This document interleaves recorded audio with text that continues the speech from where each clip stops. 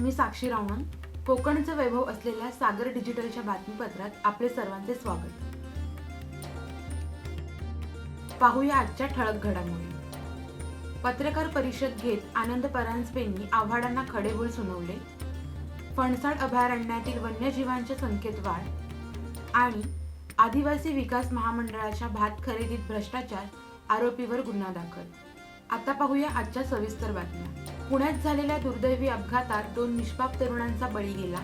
यावरून महायुती सरकारच्या तिन्ही प्रमुख नेत्यांनी या प्रकरणाची निष्पक्ष चौकशी केली पाहिजे, तसेच दोषींवर कडक कारवाई झाली पाहिजे अशी भूमिका घेतली असून जितेंद्र आव्हाड अजित पवारांवर जे आरोप करत आहेत त्याबद्दल ठाणे जिल्हाध्यक्ष आनंद परांजपे यांनी पत्रकार परिषद घेत आव्हाडांवर हल्लाबोल केला आहे. राज्यात कोणतीही दुर्दैवी घटना घडली की त्याचा संबंध आव्हाड नेहमीच अजित पवारांशी जोडतात. अजित पवारांवर खोटी टीका करण्याची आव्हाड यांना सवय असून स्वतःचे ठेवायचे झाकून आणि दुसऱ्याचे पाहायचे वाकून अशी त्यांची परिस्थिती आहे. त्यामुळे त्यांनी अजित पवारांवर टीका करणे टाळावे असा इशारा आनंद परांजपे यांनी दिला. और दूसरे उपमुख्यमंत्री और गृह मंत्री माननीय देवेंद्र फडणवीस साहब, ये तीनों नेताओं ने पहले दिन से निष्पक्ष और कठोर कार्रवाई दोषियों पे होगी ये भूमिका ली है, लेकिन लगातार विपक्ष के ओर से आरोप किए जाते हैं कि जांच ठीक से नहीं हो रही है.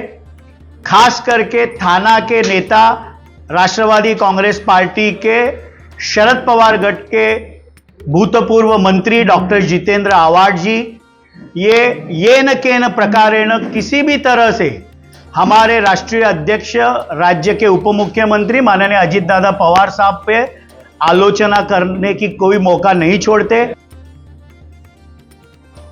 मुरुड तालुक्यातील फणसाड अभयारण्यात वन्यजीवांच्या संख्येत वाढ होत असून प्राणी गणना कार्यक्रमात अभयारण्यात बिबट्यासह 12 प्रकारच्या प्राण्यांची नोंद करण्यात आली आहे. या प्राणी गणनेसाठी अभयारण्यात 12 मचाण उभारण्यात आले होते. फणसाड अभयारण्यात बौद्ध पौर्णिमेनिमित्त निसर्गानुभव कार्यक्रमांतर्गत 23 व 24 मे रोजी प्राणी गणना कार्यक्रम आयोजित करण्यात आला होता. सदर गणनेमध्ये वनक्षेत्रपाल, वनपाल, वनरक्षक, वनमजूर तसेच 25 निसर्गप्रेमी सहभागी झाले होते. प्राणी गणना करण्यासाठी अभयारण्यातील विविध ठिकाणी 12 मचाण उभारण्यात आले होते. यात सांबर, रानमांजर, शेकरू, साळींदर, बिबट्या, रानकोंबडा, वानर, रानडुक्कर, उद मांजर, ससा, मुंगूस, भेकर या प्राण्यांसह अनेक प्रकारचे पक्षी दिसून आल्याची माहिती वनक्षेत्रपाल तुषार काळभोर यांनी दिली. शहापूर तालुक्यातील आदिवासी विकास महामंडळाची भात खरेदी दरवर्षी अनेक कारणांनी चर्चेचा विषय बनते. या महामंडळाच्या अंतर्गत येणाऱ्या आधारभूत भात खरेदी योजनेत मौजे चारीव केंद्रामध्ये सुमारे 1 कोटींचा भ्रष्टाचार झाल्याने महामंडळातर्फे चारीव केंद्र चालक हेमंत शिंदे यांच्यावर भारतीय दंड संहिता कलम 420 नुसार गुन्हा दाखल करण्यात आला आहे. विशेष म्हणजे हा गुन्हा आदिवासी विकास महामंडळाच्या भात खरेदी आणि बारदानबाबतची तफावत आढळल्यामुळे तसेच शेतकऱ्यांना भात खरेदीबाबत खोट्या पावत्या दिल्यामुळे दाखल करण्यात आला आहे. बनावट पावत्या बनवून शेतकऱ्यांची व आदिवासी विकास महामंडळाची फसवणूक करून सुमारे 1 कोटी भातमालाची तफावत केल्यामुळे आदिवासी विकास महामंडळाचे शहापूर उपव्यवस्थापक सागर सोनावणे यांनी हा गुन्हा दाखल केला असून याबाबतचा अधिक तपास सुरू आहे. नवी मुंबई महानगरपालिका क्षेत्रातील नालेसफाई अंतिम टप्प्यात असून महापालिका आयुक्त डॉक्टर कैलास शिंदे यांनी नवी मुंबईच्या उत्तरेकडील दिघा ऐरोली विभागापासून नालेसफाई कामाच्या प्रत्यक्ष पाहणीला सुरुवात करत सखोल नालेसफाई करण्याचे निर्देश दिले आहेत. यावर्षी कुठेही पाणी साचणार नसून 77 नाल्यांची 100% सफाई पूर्ण झाली असून उर्वरित 19 मोठ्या नाल्यांची साधारणतः 30% राहिलेली सफाई येत्या 5 दिवसात पूर्ण होईल असे आश्वासन आयुक्तांनी स्थानिकांना दिले. तसेच नालेसफाई करणारे कामगार हे गमबूट, हँड ग्लोव्ज अशी सुरक्षा साधने वापरूनच काम करत असल्याची खात्री करून घ्यावी असेही आयुक्तांनी निर्देशित केले.